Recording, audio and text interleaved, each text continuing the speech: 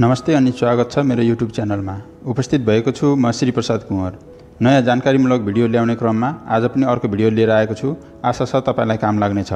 यदि तपाईँ आइपिओ भर्नुहुन्छ, तपाईलाई एक दुईवटा कम्पनीको आइपिओ परेको छ, त्यसपछि यसलाई के गर्ने, प्राथमिक बजारबाट दोस्रो बजारमा कसरी प्रवेश गर्ने र कसरी कारोबार गर्ने, दोस्रो बजार भनेको के हो, यसमा कुन कुन विभागले के काम गर्दछ भन्ने बारेमा विस्तृत जानकारी दिने कोसिस गर्नेछु। तपाईँ प्राथमिक बजारमा र दोस्रो बजारमा नयाँ हुनुहुन्छ भने भिडियो अन्त्यसम्म हेर्नुहोला, तपाईलाई काम लाग्न सक्छ। ब्रोकर खाता कसरी खोल्न सकिन्छ र यो कसरी प्रयोग गर्ने म अर्को भिडियोमा कुरा गर्नेछु। आज दोस्रो बजार सम्बन्धी बाँकी कुरा गर्नेछु। नेपालमा दोस्रो बजारमा कारोबार गर्ने एक मात्र स्टक एक्सचेन्ज छ जसलाई नेप्से भनिन्छ। नेप्सेमा हालसम्म दैनिक कारोबार हुने नेपालभरिका करिब 300 भन्दा बढी कम्पनीहरू रहेका छन्। यसमा कारोबार हुने कम्पनी थपिने क्रम जारी छ। सरकारी धितोपत्र तथा संस्थागत धितोपत्रलाई तरलता प्रदान गर्न साथै सम्बन्धित कुनै खरिद बिक्री कार्यमा सहज र सुविधा उपलब्ध गराउनको निमित्त नेपालको एक मात्र धितोपत्रको दोस्रो बजारलाई नेप्से भनिन्छ। यसले धितोपत्रको सूचीकरण गरी विनिमय कार्यमा सघाउ पुर्याउँदछ। विक्रम सम्वत 2033 साल असाढ 22 गते सेक्युरिटी खरिद बिक्री केन्द्रको स्थापना भएपछि नेपालमा औपचारिक रूपमा धितोपत्रको कारोबार प्रचलन सुरुवात भएको हो।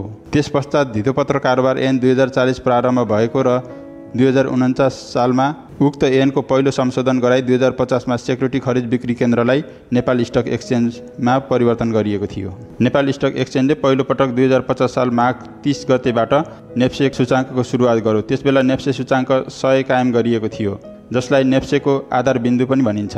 हाल नेप्से परिसूचक 2000 को आसपासमा रहेको छ र हाल नेप्सेले धितोपत्र बजार मापन गर्न विभिन्न उपकरणहरू प्रयोग गर्ने गर्दछ, जसमध्ये नेप्से सूचाङ्क, sensitive index, float index, sensitive float र क्षेत्रगत परिसूचकहरू रहेका छन्।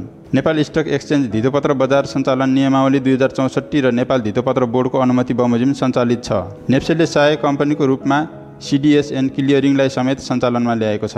यसको पुँजीगत संरचना हेर्दा नेपाल सरकारको 58.66%, नेपाल राष्ट्र बैङ्कको 34.60%, नेपाल औद्योगिक विकास निगमको 6.12% र इजाजत प्राप्त ब्रोकर सङ्घको 0.62% को संयुक्त लगानीमा सञ्चालित छ। सामान्यतया नेप्सेले दोस्रो बजार सञ्चालन र व्यवस्थापनका निमित्त विभिन्न कामहरू गर्दै आएको छ, जस अनुसार नेप्से मार्फत हुने धितोपत्र कारोबारलाई स्वच्छ, पारदर्शी र नियमित सञ्चालन गर्ने गराउने गर्दछ।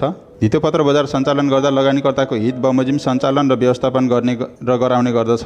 सार्वजनिक निष्कासन भएका धितोपत्रको सूचीकरण गर्ने काम गर्दछ। आफ्नो सदस्यलाई धितोपत्र सम्बन्धी तर्जुमा भएका ऐन निर्देशिका, मार्गदर्शन, नियमावली, विनियमावलीको पालना गर्न लगाउने र सो सम्बन्धमा अनुगमन, सुपरिवेक्षण गर्ने गराउने गर्दछ।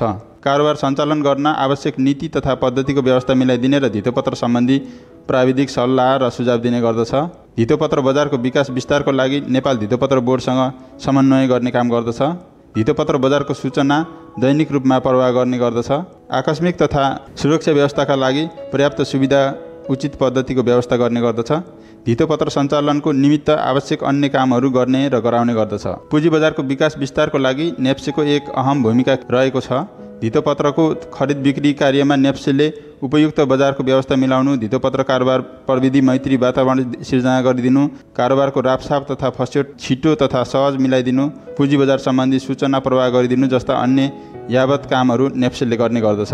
यससँगै सेयर, डिबेन्चर र बन्डको दोस्रो बजारको प्लेटफर्मको खरिद बिक्री गर्ने, ब्रोकर बजार उपलब्ध गराउने, निश्चित कम्पनी, ब्रोकर र लगानीकर्ताको नियमन गर्ने काम पनि नेप्सेले गर्ने गर्दछ। पुँजी बजारको विकास र विस्तारका लागि सिडिएस वा सेयर राख्ने संस्था बढाउनुको साथै नयाँ प्रोडक्ट के कस्ता छन् त्यसबारेमा नयाँ खोज गरेर विकास गर्ने, नेपाल सरकार र धितोपत्र बोर्ड अन्तर्गत रहेको सुझाव सल्लाह लिने र दिने काम गर्दछ। हामीले आइपिओ प्राप्त गरेको कम्पनीको कारोबार पनि यही नेप्से मार्फत नै हुने गर्दछ। तपाईले आइपिओ प्राप्त गरेपछि ब्रोकर खाता खोलेर आफूसँग भएको सेयर बेच्नुभयो भने तपाईलाई प्राप्त हुने रकम मार्फत कुन कुन शीर्षकमा कहाँ तिर्नुपर्ने र कमिसन दिनुपर्ने हुन्छ त्यो आज म भन्न गइरहेको छु। दोस्रो बजारमा आइपिओ होस् वा अन्य कुनै सेयर होस्, कर सबैको समान नै लाग्ने गर्दछ। अझ भनौँ किन्दा र बेच्दा दुवै पटक पनि चार्जहरू तिर्नुपर्ने हुन्छ। यसमा छुट्टै संस्था तथा विभागमा निश्चित दरमा कमिसन तथा चार्ज तिर्नुपर्ने हुन्छ। हामीले कुन कुन शीर्षकमा कहाँ चार्ज अथवा कमिसन तिर्नु पर्दछ त हेरौँ है त। DP charge, SEBON fee, capital gain tax, broker commission, यी 4 शीर्षकमा हामीले चार्जहरू तिर्नुपर्ने हुन्छ। पहिलोमा डिपी चार्जको कुरा गरौँ। डिपोजिटरी पार्टिसिपेन्ट यो भनेको डिम्याट एकाउन्ट खोलेको जति पनि बैंक तथा संस्था छन् यिनीहरूले हरेक ट्रान्ज्याक्सनमा रु 25 रुपैयाँ चार्ज लिने गर्दछन्। यो खरिद र बिक्री दुवैमा चार्ज लिने गर्दछन् किनकि हामीले किनबेच गरेको सेयर स्टोर गरेर राख्ने काम डिपीहरूको हुन्छ। हामीले किनेको सेयर डिम्याटमा राखेपछि मात्र हामीले मेरो सेयरमा गएर हेर्न मिल्छ। यो डिपी मर्चेन्ट बैंक तथा ब्रोकरहरूले पनि लिने गर्दछन्। हामीले जहाँ डिम्याट खोलेको छौँ त्यही मर्चेन्टहरूले डिपी चार्ज लिने गर्दछन्। अर्को दोस्रोमा छ SEBON fee. Securities board of Nepal यो पनि हरेक ट्रान्ज्याक्सन अथवा खरिद वा बिक्री दुवैमा केही एमाउन्ट तिर्नुपर्ने हुन्छ। हामीले तिर्ने सेवन फी 0.015% तिर्नुपर्ने हुन्छ। तेस्रोमा छ क्यापिटल गेन ट्याक्स। यो चाहिँ बिक्रीकर्ताले मात्रै तिर्नु पर्दछ, हामीले खरिद गर्दा तिर्नु पर्दैन, नाफा भएको खण्डमा मात्रै तिर्नुपर्ने हुन्छ। त्यसदेखि बाहेक यदि तपाईँलाई उक्त सेयर बेचे बापत नाफा भएको छ भने नाफाको रकमबाट क्यापिटल गेन ट्याक्स तिर्नुपर्छ। नोक्सानमा सेयर बेच्नु भएको छ भने त्यसको गेन ट्याक्स तिर्नु पर्दैन, तर नाफा भएको खण्डमा नाफा भएको रकमबाट तपाईँको लगानी रकम छोडेर, जस्तो 1000मा आइपिओ भरेको तपाईँको 10 किता सेयर 3000मा बेच्दै हुनुहुन्छ भने तपाईँलाई 2000 फाइदा हुन्छ। त्यो 2000बाट यदि तपाईँ 1 वर्षभन्दा कम समयमा सेयर बेच्दै हुनुहुन्छ भने 7.5% कर तिर्नुपर्छ। 1 वर्षभन्दा बढी समय सेयर तपाईँको खातामा थियो अथवा 1 वर्षभन्दा बढी सेयर होल्ड गर्नुभएको खण्डमा तपाईँले गर्नुभएको फाइदाबाट 5% क्यापिटल गेन ट्याक्स तिर्नुपर्दछ।